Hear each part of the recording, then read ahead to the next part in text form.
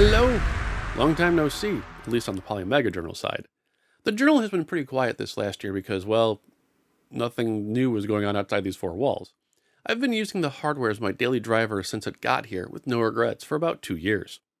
For newbies, the Polymega is an emulation-based system that focuses on CD-based consoles with the PlayStation, Saturn, Neo Geo CD, Sega CD, and Turbo Duo supported. This includes all regions. You can purchase modules to install classic carts from the Nintendo, Super Nintendo, Genesis, TurboGrafx 16, 32X, now the Nintendo 64, and more. Once your games are installed, you only need the module if you want to use a retro controller. Today's video focuses on the release and shipping of the new controller, bundled with this system and sold separately. It replaces the original launch model, which spent plenty of time in the limelight here on the Polymega Journal, particularly in how it handles diagonal inputs and trying to fix that concern. More on that in a bit. In spending the last 2 weeks or so with the new controller and bouncing back and forth between it and the original, I think Playmaji made the right choice in upgrading. First, let's talk about what I miss from the old controller. The paint apps are a solid number one. It paired, no pun intended, so well with the system's overall aesthetic that it pained me to see the new version devoid of almost any color. Second, the deep concave tops of the analog sticks. Harking back to the days of the PlayStation's original analog controller, it just felt so right grip-wise. The newbie's shallower offerings aren't bad at all and remind me of the PlayStation 4 and 5's analog sticks. But man, it just felt so right with the old one. The new controller, however, has way more positives to make up for these admittedly skin-deep pet peeves. First, right out of the gate is that it's much better dead ringer for the DualShock. PlayStation fans like myself will feel right at home on first pickup. The analog sticks may be more shallow than the original, but they are also smoother in their glide in the casings. A huge improvement for racing games. In oddity, and this might just be due to fresh plastic, is it felt more slippery. I struggled for the first few days to get a natural grip on it, but now that I'm a few weeks in, it doesn't feel like it's going to slide out of my hands. Yay, skin oils. Thumb buttons are a hairline shorter, but unless you're looking for something to talk about, you'll never notice. The triggers are also a better feel than the original, though some folks might be skeptical of their throw distance. Like the thumb buttons, they're also slightly shorter on their concave side. Back to the directional pad. The base model's original version was clunky and clacky. After playing with the replacement, it's a much smoother experience. Diagonals are still a bit iffy depending on where your thumb is on the D-pad, but hot damn does it work gorgeously with everything else, including charge characters and fighting games. For those of you just now getting your decks, you should be very happy with the newest addition to the base model. If you're like me and have one of the original base units, it's actually worth the $30 to pick up. For those of us with both, I have to give a nod to the new controller as the new daily driver, with one caveat. Be sure to turn off the screenshot shortcut. It's way too easy to press in L3 in the middle of a dogfight on the new controller, and you end up with about 110 screenshots in a single gameplay session. For those looking for the least amount of lag with either controller, keep it wired to the system. It should be made adamantly clear that lag issues are a two-sided problem. If you feel like there's lag, check the settings on your actual TV. I hooked up mine to the living room TV for the first time, and the lag was insanely bad. However, changing the input to the game setting fixed everything. She's smooth now, and I never had an issue with my game room TV. The next big announcement to talk about is the newly released N64 module and controller. Nintendo's Fun Machine now has a modern replacement for the majority of the software library. Just like other modules, it comes with the hardware and the matching controller. Sadly, our household only has a copy of Majora's Mask to play. From the few minutes I spent with it, it looks like there's still some way to go as far as a truly smooth transition. The game itself plays fine, but every so often the audio will click out for just a second. The system will need an online connection for the N64 cartridges as it downloads patches in real time for the install. With the included controller, it feels a little hollow, but it follows the newbie in great performance.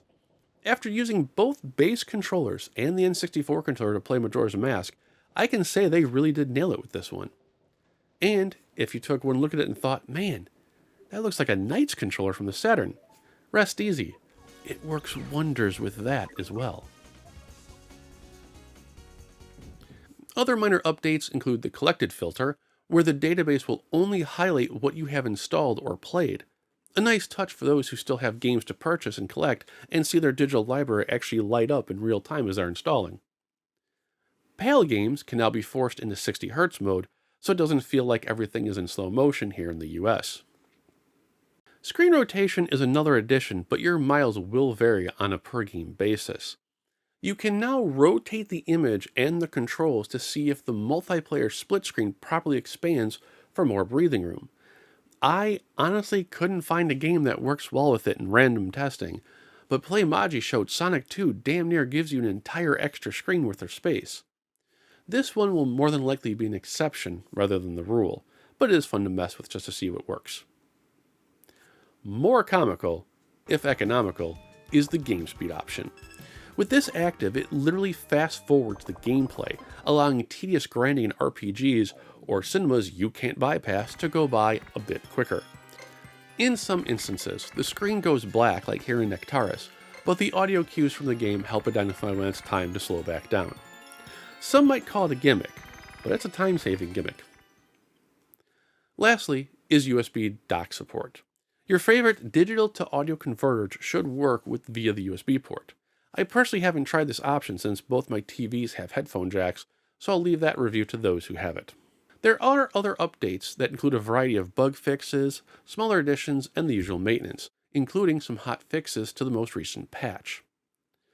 It's been an extremely long year for both owners and pre-orders of the Polymega. With their recently released shipment roadmap, though, things seem to be finally hitting that 180-degree turnaround that most have been clamoring for. Base units and other orders are starting to hit homes. Walk-in units will be available very shortly, and the light gun finally has a much more specific launch date, which includes it now working with Polymega XL. We'll save the XL discussion for later. While some of the last journal's growing pains still haven't been addressed yet, specifically the cheat engine issues, the team at Playmaji has more than proven that they are on top of things. Despite being stretched as thin as that small, poor team can be, they really are making up for lost time in leaps and bounds. The recent investment from Atari, along with the announcement of the matching element module, proves there's not only lots of value left in the old black box, but a whole lot of mileage as well. Speaking of, I finally got my admittedly separately ordered modules, so I can finally get to some journal ideas I had last year. I am extremely eager to dive into checking out my 8-bit and Super Nintendo games, especially after my real Super Nintendo literally died the day I reviewed the retro controllers. Playmaji once said that the Polymega was a 10-year project. If that doesn't include the beta access, it was officially launched in August of 2021. That leaves 7 more years with their pride and joy. Having used it as my daily driver for 2 years and seeing what has been teased, gamers everywhere really will be in very good hands once they get their units. Stay tuned, guys. Now, that was my script originally, and I wanted to add in some stuff at the end without having to write it all down. When I got my modules in for the Super Nintendo, the Genesis, and the normal Nintendo, the Nintendo one was acting kind of weird.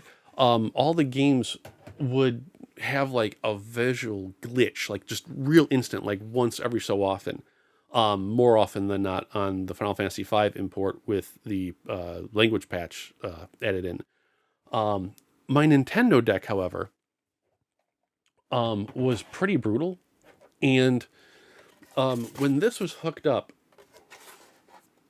the system would like hard lock and crash or keep losing connection with the controllers. Like if I even looked at this thing funny, the controllers would disconnect. And I was like, all right, maybe I got a defective module. It's time to call Playmaji. But before I did that, I started like doing some random tests just to make sure it wasn't the base unit. I made a funny discovery. If you guys get your modules in and they show any type of wacky behavior, be it, like I said, the controller disconnects, hard crashing, etc., take some isopropyl alcohol and with a Q-tip, you're going to want to squeeze the Q-tip so it thins up a bit, dip that in the alcohol, and then clean the teeth right here, and then the teeth on the Polymega.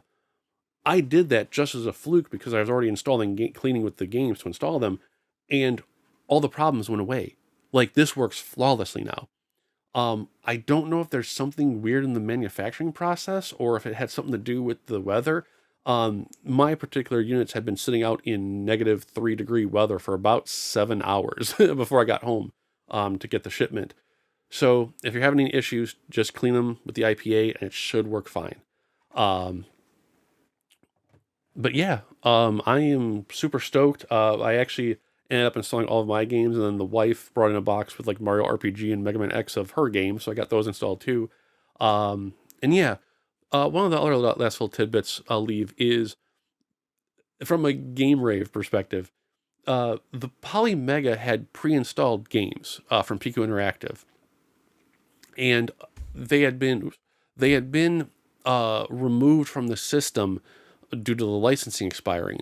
And after some fan backlash, if you want to call it that, Playmaji was able to relicense the games, and they'll be dumped back onto the system in the next update, but only for the current systems and systems that are already on pre-order.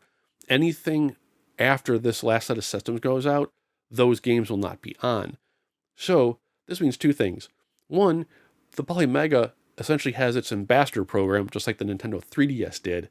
And two, it means that they're going to have to redesign the back of the boxes to not call out the free games.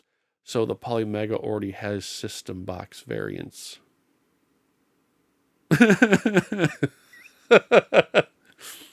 All right, guys. That's it for the Polymega Journal. There are going to be a lot more of these in the coming months with all the stuff they're doing. I can't wait, especially for the light gun. If you guys have any questions, let me know down below. I will see you later. Have a good one.